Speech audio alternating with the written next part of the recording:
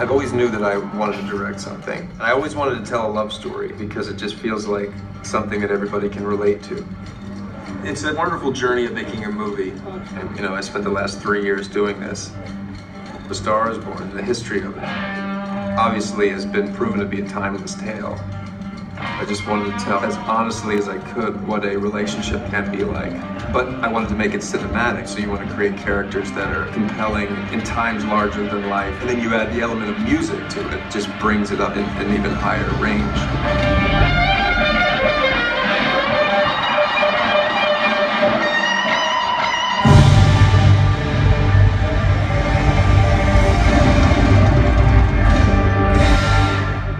As we're shooting the film, we were trying desperately to jump on live stages. Stagecoach was occurring, and Willie Nelson and Jamie Johnson were kind enough to let us go on. We were just poised and ready to go, waiting and waiting and waiting. And we find out we have 10 minutes. I had just written this song, Black Eyes, I think like a week earlier, and I thought, God, this really feels like a beginning of a movie.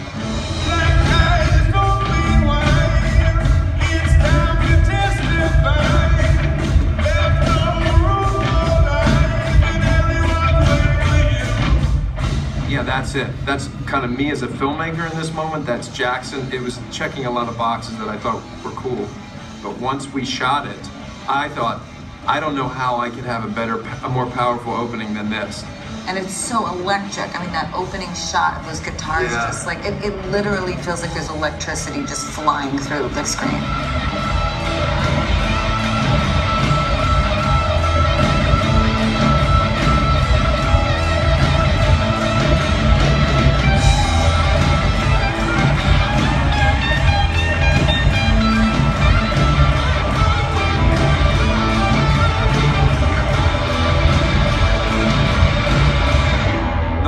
This movie was to be authentic.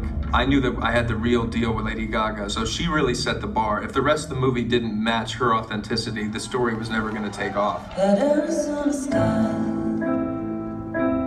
burning in your eyes. And I knew that the camera was going to love her face, her eyes, her whole energy, and I thought, if I can capture that, if I can write a character that facilitates and utilizes all of her strengths, that it could be a home run. I thank God we shot at Coachella. Billy Gerber was very smart about it. He said, let's get some of the concert stuff right out of the gate. Maybe it's time to let the old ways die. First of all, it's great for the crew, for energy, and it also just sets the tone, and we're all gonna learn a lot. And I learned a tremendous amount about how I wanted to shoot it and everything based on those next 3 days. I love so much your choice as the director to film from the stage so that we could see the audience and that we were always with the performer. The idea to shoot subjectively came out of a Metallica concert, and I was behind the drum kit at Yankee Stadium, and I could see the sweat on the back of Lars Ulrich's neck, while at the same time getting the scope of the crowd. And that was the first time I thought, well, this composition in a film would be incredible, because as a viewer, I would feel like I'm actually there with the artist, and also feeling the breathtaking experience that it must be to be on stage in front of that many people. Maybe it's time to let the old ways die. There was an opportunity with performance in this movie that if I could create a visual sense, a visual language, which puts the audience right there on the stage, that we would have a leg up in it being compelling. Then it's all about composition and camera movement. Those function as emotional ties to wherever each character is. Jack's coverage is handheld. Through his descent and her ascent, the camera starts to get smoother, the lens gets sharper, and the colors shift from a subjective perspective of Jack to something a little cleaner, and eventually into more of the white light of sobriety for Allie. A lot of times in the movie, the camera goes right to any time that's tactile in the beginning. You know, when he's wrapping the thing, when she touches his ear, when he takes the thing off of her eyebrow, when their hands part. Because you always remember the first touch of somebody. Oh, maybe it's time to let the old ways die. Thinking about these two characters, you know, how do they walk through life?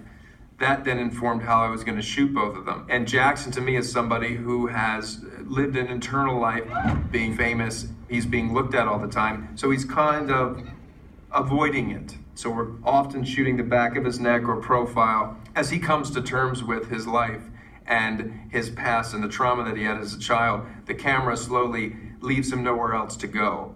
So by the end of the movie, when he's on the bed and he's decided whatever he's decided, the camera is right on his face.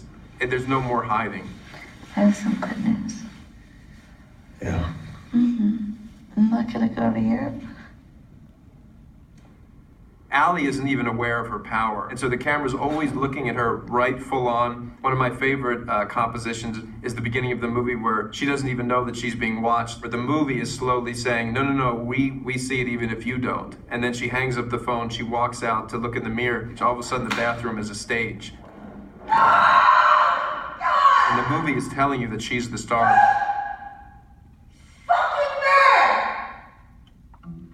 I have watched you white glove every second of that film, and the edit is just poetry. The detail of everything, every moment, every rhythm, every movement, I mean, the cadence. It's just extremely powerful. This movie, if you boil it down, is about one thing, that we need each other, and that we're stronger when we're with each other and holding each other and caring for each other. There's something about seeing people fall in love. And there's something about the ascension of celebrity, like this idea that this person can come from obscurity and become famous. And there's something about mentorship and the loving relationship where one person teaches another person how to become their best self. I think that those themes would resonate powerfully in a culture like ours. Like Jack says in the film. Right. It's all about having something to say. And you knew exactly what you wanted to say.